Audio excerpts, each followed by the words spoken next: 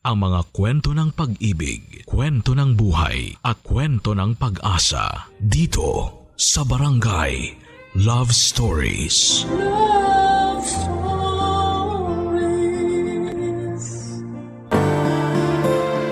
May mga pagkakataon na hindi nasusunod ang ating mga gusto dahil nakikialam ang ibang mga tao.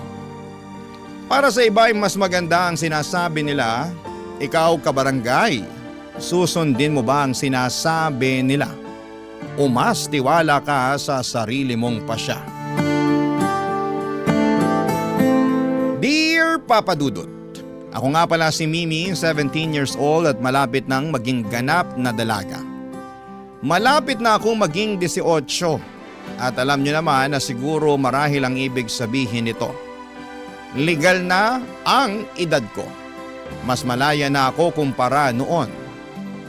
Dibu itong masasabi bilang marka ng pagiging dalaging ding papunta sa pagiging dalaga. At syempre kapag dibu ay inaasahan na ang lahat na isi-celebrate ito kapiling ng mga mahal nila sa buhay. Excited na nga ako na maranasan ang dibu party. Pero hindi gaya ng iba na gusto ng ingrande, ako naman ay doon lang sa simple. Ayoko nga ring magsuot ng gown. Ayokong masyadong mag-abala ng mga tao. Mahiyain at introvert akong tao, Papa Dudut. Alam ito ng mga malalapit sa akin, kaya hindi na siguro sila magugulat kung planuhin kong magkaroon ng debut party na tahimik, simple at konting bisita. Gusto ko ng intimate na debut party at ang best friend kong si Sel ang kasama kong nagpaplano para rito. Isang araw ay pinapunta ko siya sa bahay at sakto naman noon na suspended ang klase namin dahil sa paparating na bagyo. Pinakiusapan ko na rin siyang doon na matulog sa bahay dahil sigurado akong hindi matatapos ng isang buong araw ang pag-uusap namin para sa debut. Oo, at simple lamang ang balak kong debut pero gusto kong planchado ang lahat ng detalye. Para masiguradong masusunod ang lahat ng gusto kong mangyari, Papa Dudut.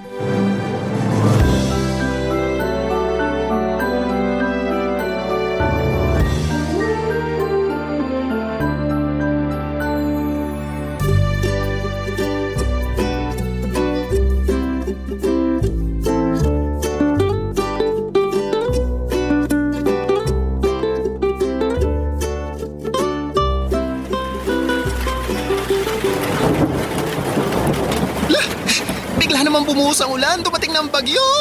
Sana sa dibu ko, ganyan din kalakas ang ulan. Ha? Bakit mo naman papangarapin na umulan ng malakas sa debu mo? Baka hindi makarating mga bisita mo. Yun na nga eh. Pati testing ng ulan kung sino ba yung willing talagang makiselebrate sa pagdadalaga ko. Ay nako, willing akong pumunta sa debu mo. Pero kung haharangin naman ako ng malakas na ulan at hangin, kahit best friend mo ako, unahin ko pa rin ang sarili ko, no? Hindi ako pupunta. Goodbye! I-view ko na lang mga my day mo sa social media, i-heart ko na lang lahat. Safe pa ako sa bagyo't baha. Hindi ko naman hihilingin na bumagyo at bumaha, no? Gusto ko lang din ng maulan na weather sa dibu ko. Alam mo namang mahilig ako sa ulan eh. Mahilig ka nga sa ulan. Pero yung mga a-attend na bisita mo, gusto ba nila? Kaya nga gusto kong imbitahan lang yung mga bisita na gusto rin ng gusto ko. Mga bisita na hindi magiging problema kung bumuhos ang ulan sa dibu ko. Gets mo? Hindi kita gets, pero dahil best friend mo ako, wala akong ibang choice. Gusto ko rin pala sa dibu ko ng pakape. Teka, debu ba tong pinagpaplanuhan natin o lamay na? Grabe ka naman.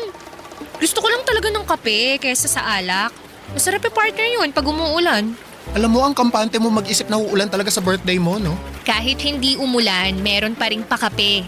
Kung masyadong mainit nun eh, di iced coffee ang solusyon, diba? O bukod sa burol-themed party, ano pa bang gusto mong ganap, ha? Ayoko ng 18 roses tsaka 18 candles. Bakit?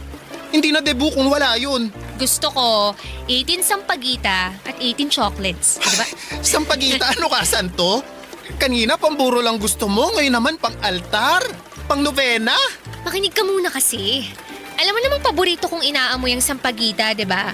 Tsaka comfort food ko ang tsokolate. Ayoko ng kandila. Kasi para akong pinaglalamayan. Pero yung kape at sampagita, hindi mo kang pinaglalamayan. Alam mo ikaw, nakakainis ka ah. Naturingan kang best friend ko pero hindi mo man lang masuportahan isa sa mga gusto kong mangyari sa dibo ko. Best friend mo ko. At kaya ako nandito para iparealize sa'yo kung OA na sa pagiging weird ang mga plano mo. Ano namang mali sa weird? Gusto ko nga ng kakaiba Di ituloy ang pakape at pasampagita. Gusto mo rin ba na sisiw? Biscuit, crying ladies? Ay nako, nakakainis ka. Ay, joke lang naman. Ito naman, napikon agad. Alam mo namang mapang-asar tong best friend mo. Sige na, magsabi ka na ng ibang plano mo, hindi na ako magja-judge. Hindi mang judge. Kilala kita no?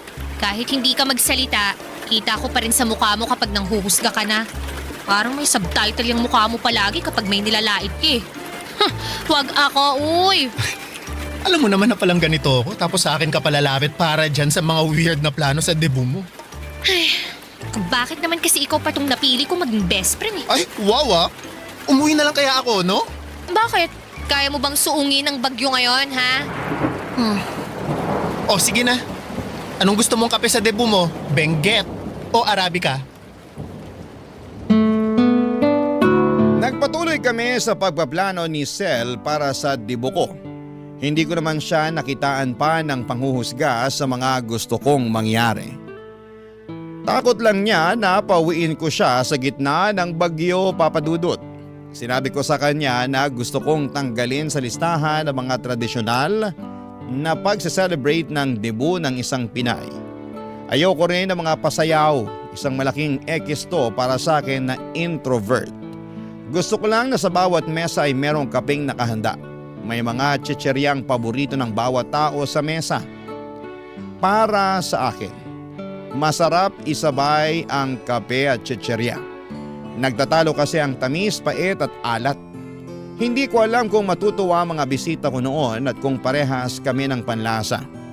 Pero pwede naman nilang hindi galawin yon kung ayaw nila. Bala ko ring magpalabas ng horror movie, yon ang may naganap sa dibo ko. Gusto kong sabay-sabay kaming manonood ng nakakatakot na pelikula habang nakasuot ng pajama.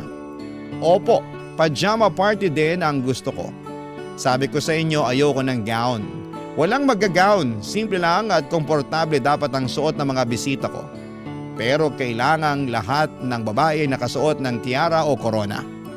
Lahat ng bisitang dadalo ay mga kaibigan kong subok na ng panahon.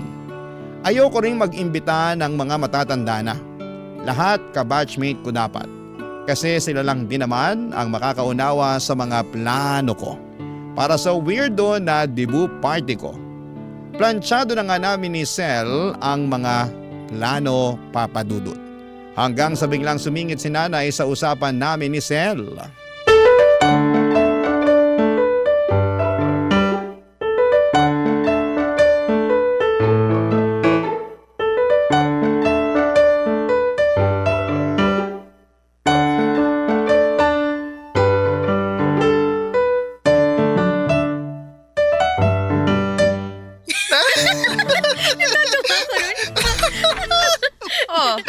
Mukhang busy kayong dalawa.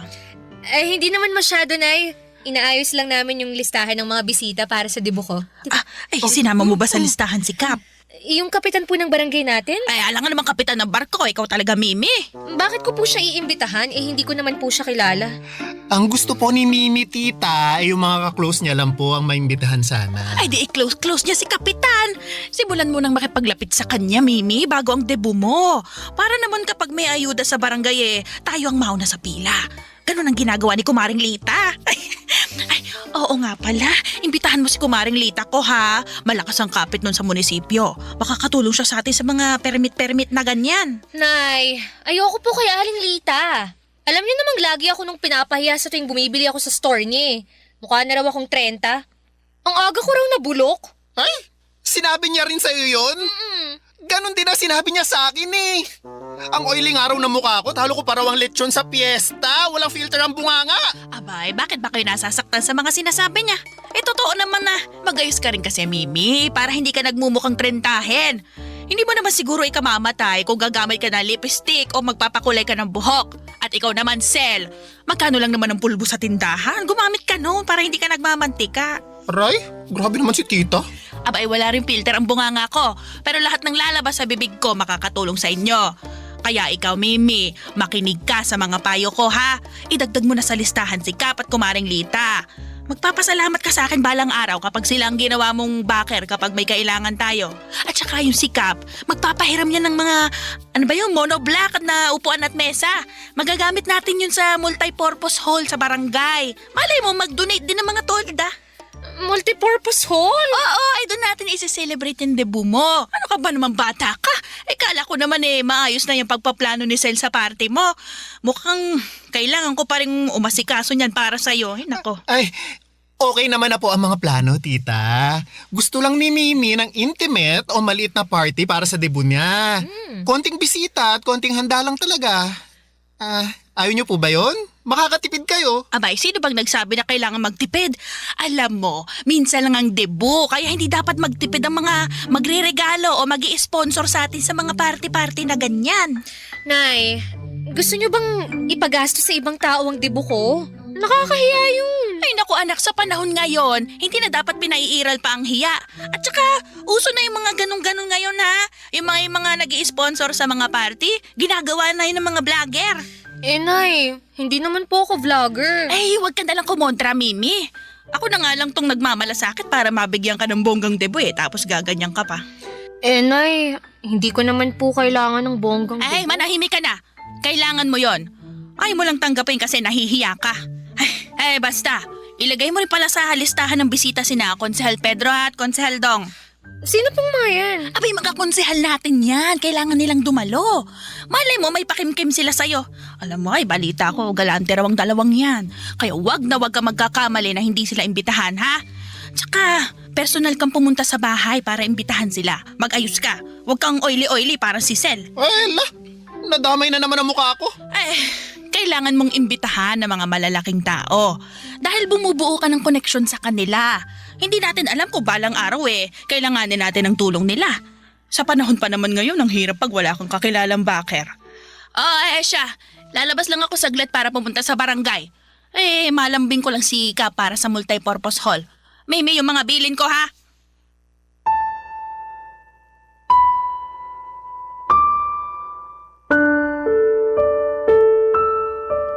Hindi na ako hinayaan ni nanay na depensahan ang mga plano ko para sa debut ko.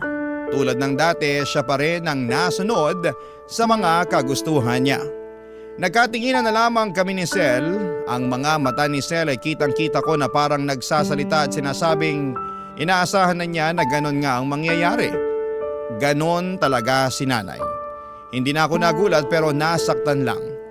Akala ko naman kasi ay buong puso na niya akong pinagkakatiwalaan sa mga gusto kong mangyari para sa debut ko. Yun naman kasi ang naging usapan namin kaya nagkaroon kami ng chance ni Sel na pagplanuhan yon.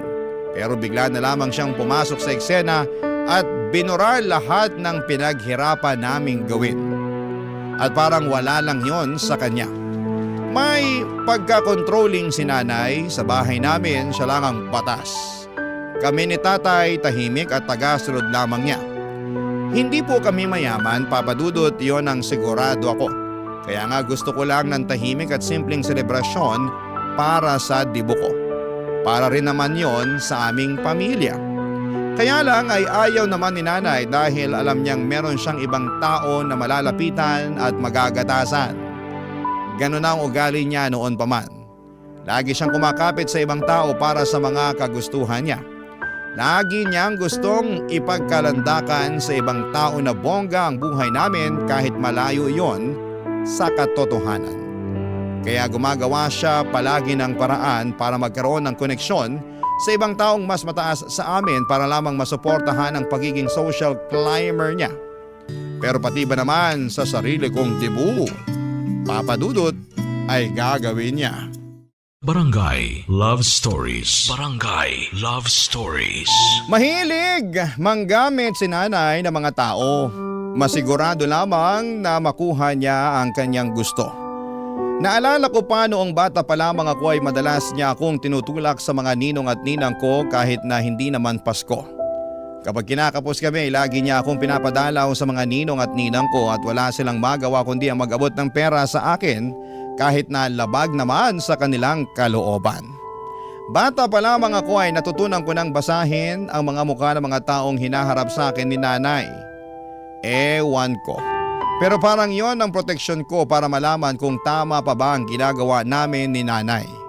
Pansin ko sa mga mukha nila na ayaw nilang inilalapit ako ni nanay sa kanila, na parang masyado nang abusada si nanay sa pagdikit sa kanila at panggagamit sa akin.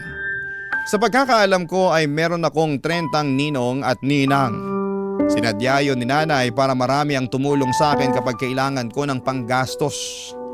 Naalala ko nga noon na sobrang hiyang-hiya ako nang ilapit ako ni nanay sa isang ninong ko. Malapit na kasi ang pasukan sa eskwela.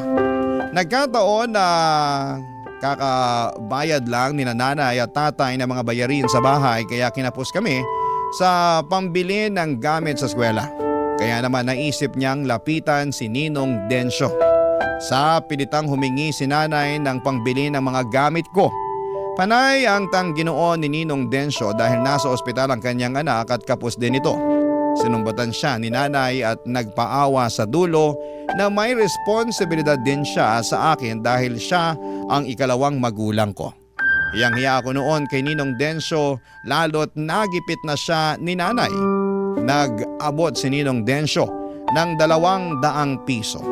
Hindi yon sapat para kay nanay pero wala naman siyang magawa kung yun lang ang kaya ni Ninong Densyo.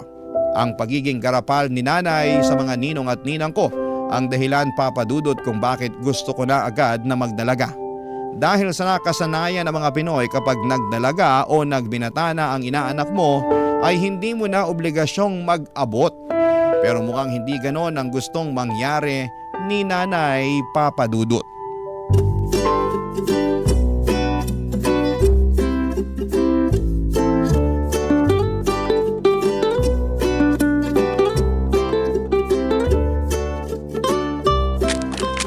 Nay, talaga bang tutuloy tayo sa bahay ni Ninang Shawi?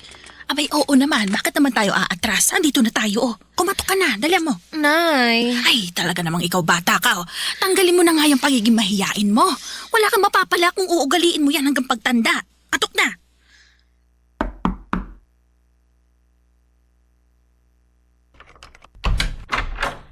Ay, Shawi! Naku, ay, kumusta ka na? Ayos naman. Anong ginagawa niyo rito? Uy, magmano ka sa ninang Shawi mo, Mimi? Dali mo. Mano po, Ninang Shawi? Kaawaan ka ng Diyos, Mimi. Ay, ano bang meron? Bakit kayo napasugod ng walang pasabi?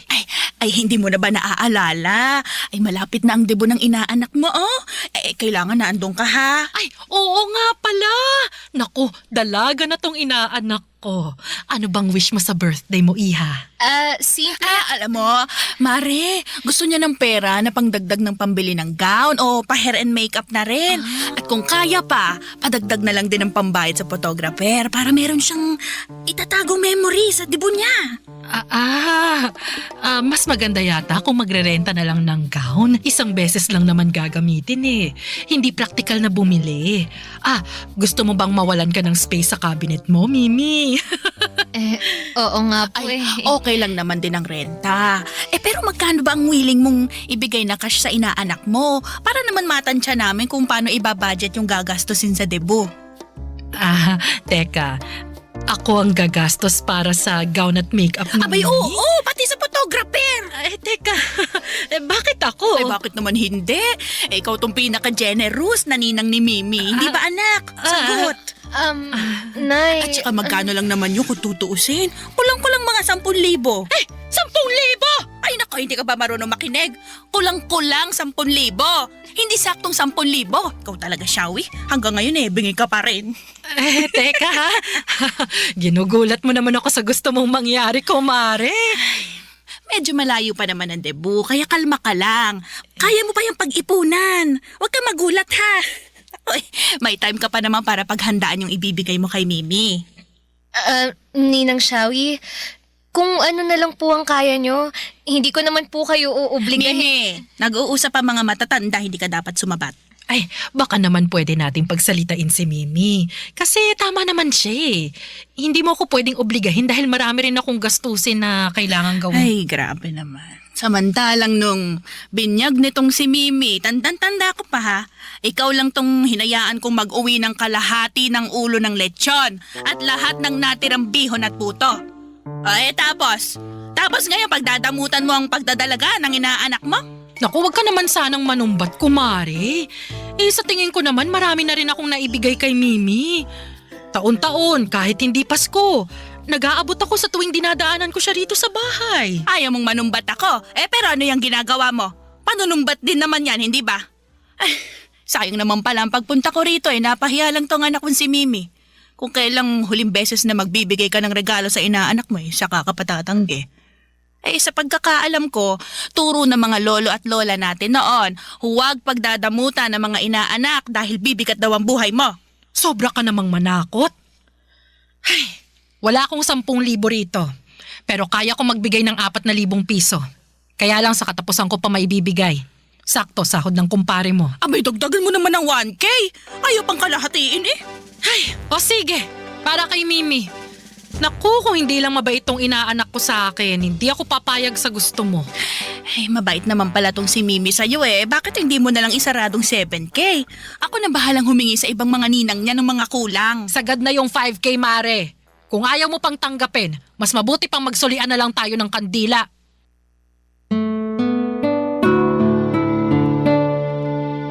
Kung hindi nagalit si Ninang Shawi ay baka pinilit pa ni Ninang na makipag-areglo ng 7,000 regalo para sa akin. Nakakahiya, pulang-pula noon ang mukha ko. Halos hindi ako makapagsalita noon dahil sa inasta ni nanay. Parang ako pang nahihiya para kay Ninang Shawi. Hindi naman sana siya magbibigay kung hindi pinamukha ni nanay na yun ang huling beses na magbibigay ito ng aginaldo sa akin bilang inaanak niya. Nahiya na tuloy akong dumalaw sa kanya kahit wala naman akong kailangan, Papa Dudut. Madalas kasing dumadaan ako kay Ninang Shawi after ng klase para tumulong sa kanya sa mga gawaing bahay. Mabait kasi si Ninang Shawi sa akin. Madalas niya akong inaabutan noon ng pera pero panayang pagtanggi ko. Puro tsokolate lamang ang tinatanggap ko sa kanya kaya nga sobrang hiya ko nang magmukhang piniperahan ni nanay si Ninang Shawi para sa dibo ko. Hindi lang si Ninang Shawi ang kinuhanan ni nanay ng pera. Pati ang ibang ninong at ninang ko na alam niyang nakakaangat sa buhay, ni-require niyang magbigay ng pera para pangtustos sa mga gastusin para sa dibo ko. Sobrang nakakahiya dahil ako ang nakaharap sa mga ninong at ninang ko habang inuobliga sila ni nanay na mag-abot. Gusto ko nang magpalamo noon sa lupa. Ang ibang ninong at ninang ko na walang pera ay hindi na niya inobligaan na magbigay ng pera. Alam naman daw niyang magsasayang lamang siya ng oras sa paghingi. Pero siniguro niyang hindi sila invited dahil wala silang ambag para sa dibo ko.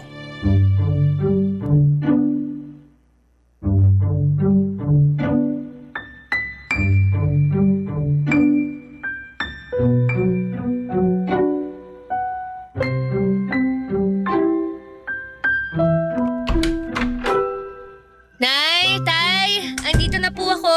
Andito ako sa sala, Mimi. Nasaan po si Tatay? Ayun, umalis. Binungangaan ko Hindi ko alam kung saan nagpunta. Ano na naman po bang ginawa niyo kay Tatay? Wag mo siyang kakampihan ha. Hindi mo alam kung anong nangyari. Hindi na lang ako magtatanong. Mabuti pa nga. Likpit mo na nga lang yung mga paper bag at mga resibo dyan sa sopa para makahiga ako mamaya pagkatapos kong bilangin yung inutang ko. Umutang kayo? Kanino? Bakit? Doon sa kakilala ng tatay mo na may pasugalan. 25,000 lang naman. 25,000? Para saan po yun? Para saan pa ba? Di sa debo mo. Nay, ang laki naman po niyan. Dapat hindi na kayo umutang. Nako, parehas mo talaga mag-isip ang tatay mo. Ganyan din ang sinabi niya sa akin kanina, kaya pinalayas ko. Akala mo naman ko siya magbabayad Ginawa ko lang naman siya co-maker. Naiintindihan ko po si Tatay kung sakaling magalit siya. Sobrang laking pera po niya, Nay. Saan naman tayo kukuha ng ipambabayad dyan? Alam niyo namang hindi stable ang mga trabaho niyo pareho ni Tatay Mababayaran ko rin tong inutang ko. Oras na dumalo na ang mga bigating bisita mo. Sa kanila natin huhugutin ng pambayad. At nag-compute na nga ako kanina Kapag lahat sila ay dumalo, paniguradong mababayaran natin tong 25,000 na inutang natin at may matitira pa. O di ba? Hindi lugi ang negosyo. Bakit naman parang ginawa niyong negosyo ang debo ko? Hindi naman sa ginagawang negosyo, anak. Nagiging practical lang tayo. Makikikain sila sa handa tapos mag-e-enjoy pero wala silang ambag. Ayun, tayo maghihirap. Hindi na pwedeng ganun mindset. Pero yung mga nakuha natin sa mga ninong at ninang ko, feeling ko naman kasya na yun para maitawid lang tong debo ko Ay, hindi sapat yun, no? Itatabi ko yun para sa emergency. Hindi natin gagalawin yon. Mabuti na ang wais. Dapat may pang-extra tayo. Nay, wag na lang kaya akong magdebo. Ano pinagsasasabi mo dyan? Para saan pa kung kinapalan ko ng pagmumukha ko na hinarap at hininga ng pera yung mga ninong at ninang mo, ha? Yung pakikipag-usap ko kay Kap para ipahiram yung multipurpose hall. Alam mo ba pinarenta niya pa sa akin ng mga monoblock na upuan at mesa dahil hindi na raw yung sakop ng barangay? Napakakuripot ng kapitan na yan. Hindi man lang ginawa ng paraan Ako, humanda siya sa akin sa susunod na eleksyon. Huyo siya sa akin. Tingnan niyo na nga. Ang dami ng taong naaabala dahil lang sa debo ko. Pati na rin po kayo. Sabi ko naman po sa inyo, simple lang ang gusto kong mangyari sa debo ko Walang gown, walang roses, walang candles. Nakapajama lang ang lahat at nagkakape habang nanonood ng horror movie. Ang simple nun, ang dali. Hindi na kailangan ng 25,000. Ano ba naman yung gusto mo mangyari? Ang pangit-pangit. Pagsisisihan mo kapag itinuloy mo ang planong yan. Baka mamaya i-chismis ka pa ng mga dadalo at sasabihin walang kwenta yung debo mo. Kesa naman mabaon po tayo sa utang. Mas gusto ko pa ngang wag na lang mag-celebrate Alam mo, nag-iinit ng ulo ko sa'yo, ha? Mabuti pa, samahan mo na lang ang tatay mo kung nasaan man siya ngayon. Kayong mag-ama talaga, nako! Wala na kayong ibang ginawa kundi pasakitin ang ulo ko. Ay, malis ka! Magsama kayo ng tatay mo. Total, magkamukha naman kayo. Alis! Galit na galit noon si nanay at halos lumuwa na ang mga mata niya sa sobrang inis. Namumula pa ang mukha niya na akala mo ay kamatis. Wala akong ibang nagawa kundi ang umalis ng bahay para magpalamig din kahit ako ay napupuno na ng galit. Kung ano-ano na lamang ang ginagawa ni nanay para sa debo ko. Gusto ko rin namang sisihin ang sarili ko dahil hinayaan ko siyang pakialamanan ang mga plano ko. Wala nang nasunod kahit isa sa mga kagustuhan ko. Kahit ang kape pinatanggal ni nanay. Pinalitan niya ng alak para raw mag-enjoy ang mga matatandang bisita niya. Mga bisita niya. Opo, puro bisita niya halos ang dadalo. Ilan lang ang mga kaibigan kong pinayagan niyang pumunta. Gusto niyang mapera ang lahat ng mga bisita. Habang naglalakad ay hindi ko maiwasang maiyak. Ang lungkot ko, ang tagal kong inabangan ang debo ko. Ang tagal kong ini-imagine ang gusto kong mangyari tapos sa huli wala rin palang masusunod. Ang sakit na sarili kong ina ang tatabla ng kasiyahan ko. Ni hindi man lang ako pinakinggan ni nanay. Ang gusto lang niya ay makakuha ng pera. Ginawa niya akong negosyo, parang pinagkakaitan niya ako. Hindi na siya concerned sa selebrasyon ng pagdadalaga ko. Mas concerned siya sa maibubulsa niya. Mas marami na siyang naplano para sa perang malilikom niya kesa sa gawing memorable ang pagdidibo ko, Papa Dudut. Barangay Love Stories. Barangay Love Stories. Nagpagabi ako sa daan at hindi ako umuwi ng bahay hanggat hindi ko nahahanap si tatay. Panay ang tawag ko sa cellphone niya pero hindi siya sumasagot. Kung sino-sino na ang binulabog kong kakilala niya pero hindi nila alam kung nasaan si tatay. Gusto kong totohanin ang sinabi ni nanay na magsama kami ni tatay. Gusto kong maghanap ng kakampi. Sumabog na rin ako, si tatay lang ang naisip kong lapitan. Alam kong kakampihan niya ako at tulad ko ay alam kong napupuno na rin siya kay nanay. Hindi naman nagtagal ay sinagot na rin ni tatay ang pagtawag ko. Nasa isang bilyaran pala siya. Nasa jacket niya ang cellphone at nakasabit sa dingding kaya hindi niya napansin agad ang pagtawag ko. Nagsumbong ako sa kanya tungkol kay nanay at pinapunta niya ako sa kanya para mapag-usapan naming dalawa. Tulad ng dati, kalmado lang si tatay. Hindi ko talaga alam kung paano niya nakakayanan si nanay. Hindi ko alam kung paano siya kumakalma sa tuwing tagilid na ang mga rason ni nanay sa kanya, Papa Dudut.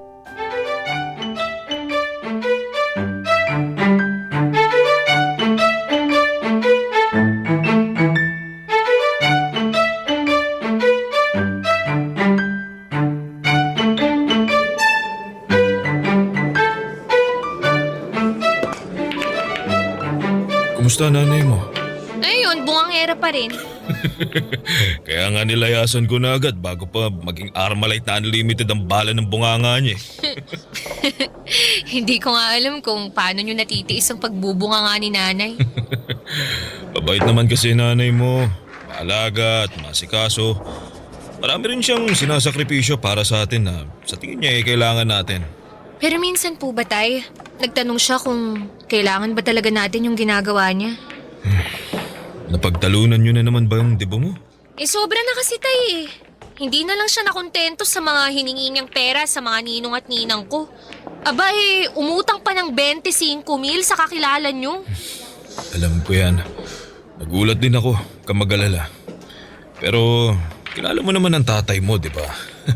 Konting buka lang ng bibig ng nanay mo, tiklop agad ako eh. Pero sana, kahit minsan naman, Tay, pagsabihan niyo rin si nanay. Tayo lang din ang kawawa eh. Nalulusutan din naman ng nanay mo kung ano man ang pinapasok niya. Doon naman ako bilib sa kanya. Kaya minsan, hinahayaan ko na lang. Hindi ko kaya ang ganun, Tay. Siya tong nagpapasimula ng problema eh. Wala na sanang ibang iisipin kung hinayaan na lang niya ako sa plano sa debut ko. Yan ba yung may pakape ka pa at pasampagita? May narinig din akong corona. Bakit po kayo tumatawa? Nakakatawa naman kasi talaga. Bakit naman sampagita pa at kape ang tema ng debut mo? Para ka naman pinaglalamayan yan eh. Magsama nga kayo ni nanay. Parehas kayong basag trip eh. Pasensya ka na anak. Natawa lang naman ako. Kung yun naman kasi ang magpapasaya sa'yo, susuportahan ko naman yan. Ikaw ang may debut eh. Bida mo ang plano mo. Sana ganyan mag-isip si nanay. Pero hindi eh. Mas gusto niyang ibida yung mga plano niya. Sariling kasiyahan lang ang iniisip niya. Alam mo na ba ang nangyari sa debut ng nanay mo noon? Hindi po. Ano po bang nangyari? Ang tagal pinag-ipunan ng nanay mo ang debut niya. Kung ano-ano pa nga binenta niya noon eh. Siopaw, balot, penoy, mani at nilagang saging. Kasi ayaw siyang magdebut ng lola mo. Aksaya lang daw yun. Sa nainggit ang nanay mo ron sa mga kaibigan niyang may padebut. Kaya pinaghirapan niya ang pag-iipon para ron. Ang dami niyang plano ha. Gusto niya may mga banderitas at kantahan pa. 2 cake. Gusto niya ng lechong manok tsaka spaghetti. Gusto niyang isuot yung asul na gown na pinaparentahan ng teacher niya noon. Nagawa naman po ba ni nanay ang mga plano niya? Nakapag-celebrate naman siya ng debut niya.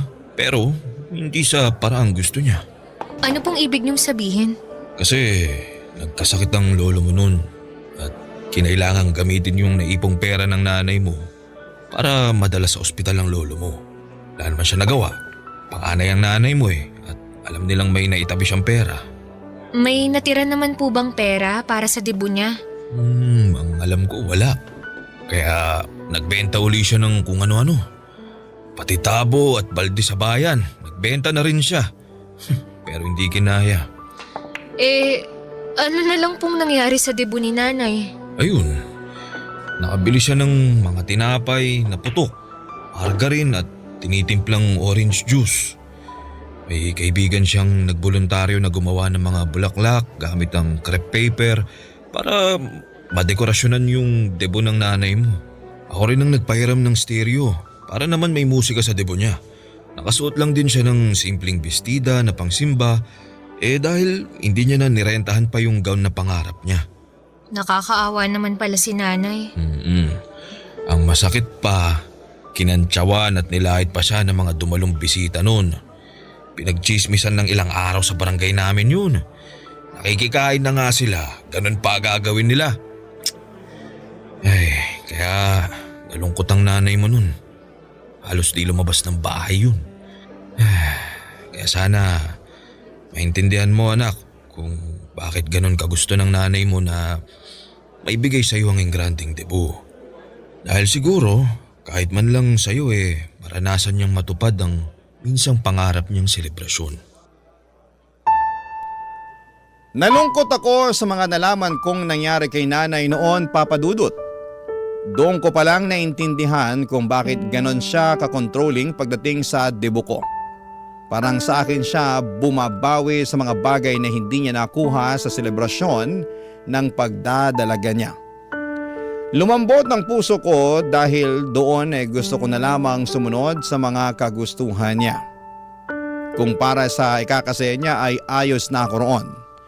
Ayoko maging selfish at puro sarili ko lamang ang iniisip ko. Alam kong debut ko yon pero gusto kong i-share yon kay nanay. Deserve niyang magkaroon ng ganong klaseng debut at inaya ko na noon si tatay na umuwi na. Bago kami umuwi ay bumili muna kami ng spaghetti at lechong manok para pasalubong kay nanay. Bilin ni tatay huwag ipaalam kay nanay ang tungkol sa mga nalaman kong kwento niya. Sa pagdaan ng mga araw ay hinayaan kong si nanay ang mag-ayos ng debut ko. Lahat ng ginagawa niya, oo na lamang ang sagot ko. Napansin ko ang kakaibang saya sa mukha niya kahit papaano naging masaya na rin ako dahil doon. Pinagpupuyatan pa niya ni nanay ang mga detalye ng debut ko. Halos hindi na niya matanggal ang pagkakadikit ng cellphone sa kanyang tenga. Palagi siyang may kausap sa cellphone niya para asikasuhin ang mga taong involved sa debut ko.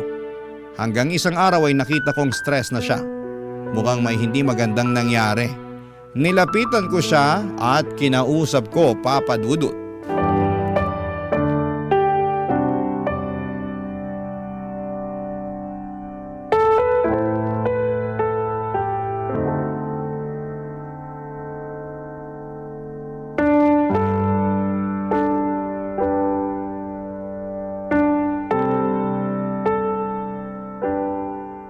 Buisit! Buisit! Buisit! Nay, ayos lang po ba kayo? Obvious ba? Siyempre hindi. Subukan niyo pong kumalma. Ano po bang nangyari? Hindi ako kakalma kapag ganitong binibwisit ako ng mga bisita mo. Bisita? Ano po bang ginawa nila? Pinagaksayahan ko lang sila ng laway at oras. Akala ko pa naman dadalo sila. Tapos kung kailang 2 araw na lang bago ang debut mo, saka sila magsasabi na hindi na lang daw pupunta. Hayaan niyo na po. Baka may importante lang silang lakad. Baka may emergency. Importanteng lakad, emergency. Ayaw lang nilang makisali sa 18 blue bills at 18 gadgets. Kaya pala mainit ang ulo niyo. Aba, talagang iinit ang ulo ko. Nalista ko na lahat ng pera na makukuha natin sa debut mo Kasyang-kasya na yun para sa ibang gastusin at ibang kailangan natin pagkatapos ng debut. Tapos bigla sila mag-aatrasan. Ay, alam mo bang 2 na lang ang natira sa 18 blue bills? At least po, may natira pa. May 2,000 pa tayo, di ba? Sa tingin mo ba sapat ang 2,000 na malilikom natin? Naku, nakakahiya to kapag nalaman ng mga dadalo. I-announce pa naman ang lahat na mag-aabot ng 18 blue bills. Pagtatawanan lang tayo kapag nalaman nilang 2 lang ang magbibigay. So wala naman po tayong magagawa kung ayaw talaga nilang magbigay At isa pa yung mga inatasan ko na magbibigay ng 18 gadgets. Mga damuho! Nung tinanong ko ba naman kung anong ibibigay nilang gadget bigla nagsabi na charger, mumurahing power bank, tig 150 pesos na earbud, at meron pang isang syusyonga-syunga na magbibigay ng extension cord. Hindi ko naman po kasi kailangan ng gadgets, Nay. Alam niyo namang wala akong kahilig-hilig dyan Kung wala kang hilig sa gadgets, ako gusto ko. Umaasa ako sa cellphone o mamahaling powerbank man lang sana para maibenta natin. Wag na po yun, Nay. Tsaka, di ba, meron pa rin namang ibang bisita na nag-promise na magbibigay ng regalo? Ay nako, wala akong tiwala sa mga yon. Baka sardinas lang at mag ang ibigay nila. Ayoko nang umasa. Ay, nako, mga buwisit sila. Ang tagal ko silang kinausap, kinumbinsi ko isa-isa. Hindi na ako nakakakain sa tamang oras at hindi ko na rin nagagawa ang mga sideline ko para lang masiguro na magiging perpekto ang debut mo. Nay, hindi ko naman kailangan ng perpektong debut Alam niyo naman na kahit saang selebrasyon pa yan, meron talagang mga hindi nakakapunta at hindi nasusunod. Pero pwede pa rin namang maging masaya kahit ganun pa ang mangyari Ako? Hindi ako magiging masaya kapag hindi nasunod ang plano. Naranasan ko na yan noon at ako na nagsasabi sa'yo na Mimi, hindi masaya yon. Ang sakit na mapahiya ka sa mga tao na umaasa na makakapaghanda ka ng masarap. Na merong musika, na mang-aaliw sa mga bisita, may cake, may banderitas. Ang sakit mapag-usapan na ang pangit ng pagsalubong ng pagdadalaga mo. Hindi naman masama kung tinapay at juice lang ang maihanda sa dibu ko eh. Tulad ng nangyari sa inyo. Basta ang importante sa akin, andun po kayo ni tatay. Sabay-sabay tayong kakain ng putok na tinapay at tinimplang orange juice. Hindi! Hindi pwede! Kailangan masagana ang handa mo. Hindi pwedeng i-chismis ka ng mga bisita pagkatapos. Hindi ko papayagang mangyari yon. Eh kahit naman po masarap ang handa natin, sigurado namang may sasabihin ng ibang tao. Masanay na tayo. Kaya nga ang sinasabi ko sa inyo, piliin nating mabuti ang mga bisita natin. Para hindi tayo makarinig ng hindi maganda. Kasi pupunta sila dahil mahal nila tayo. At hindi dahil sa handa natin. Pero gusto kong bigyan ka ng debu na hindi ko naranasan noon, anak. Gagawin pa rin naman po natin ang nasa plano nyo. Ayos lang po ako ron. Pero huwag sasama ang loob natin, Nay, kung may mga hindi dadalo o hindi masusunod. Kung sakaling kulangin pa rin ang inaasahan yung pera na iaabot nila, di pagtsagaan na lang natin. Nay, alam mo namang hindi mayayaman ng mga kamag-anak, kaibigan at ibang kakilala natin. Ang hirap namang ipilit sa kanila na ibigay yung mga bagay na hindi nga nila kayang ibigay para sa sarili nila. Sa huling sinabi ko ay doon pa lamang kumalma at pumayag si Nanay Papadudut. Alam kong pressured lamang siya para maibigay ang dibu sa akin na hindi niya naibigay sa sarili niya noon. Hinayaan na lamang niya ang mga bisita niya na nag-cancel sa 18 blue bills at 18 gadgets. Pati na rin yung ibang hindi dadalo dahil nahihiyang hindi makapagbigay. Ayos lang naman sa akin kahit wala silang maibigay, pero ayoko na rin silang pinitin na pumunta kung hindi sila komportable na gumalaw sa dibu ko dahil lamang wala silang naibigay. Nerespeto ko kung anuman ang desisyon nila. Doon pa rin kami sa multipurpose hall. Konti lang ang mga upuan at mesa na nirentahan namin dahil nga konti lang din ang dumalo. Hinayaan na rin ni Nanay na tuparin ko ang ibang mga plano ko. Natuloy ang pakape, pasampagita at panonood ng horror movie sa dulo ng selebrasyon ng dibu. Hinayaan na rin niya akong magpalit ng pajama bago matapos ang dibu ko. Sinurpresa ko nga rin siya ng spaghetti, lechong manok, potok na tinapay at orange juice. Galing ang gasto sa inipon kong pera. Regalo ko yon para kay Nanay para sa efforts niya sa dibu ko. At syempre gusto kong mabago ang pananaw at tingin niya sa putok na tinapay at orange juice na nagdulot ng lungkot sa kanya noong dibu niya. Gusto kong sa pagkakataong yon ay magkaroon na siya ng masayang alaala sa tinapay at orange juice. Hindi man mabura ang naging alaala ng mga yon sa nakaraan niya. Pero ang importante, matatabunan na yon ang magandang alaala sa kasalukuyan. Maraming salamat po sa pagbasa ng aking liham. Ang inyong forever kapuso at kabarangay, Mimi. Kwentuhan naman tayo dito sa comment section.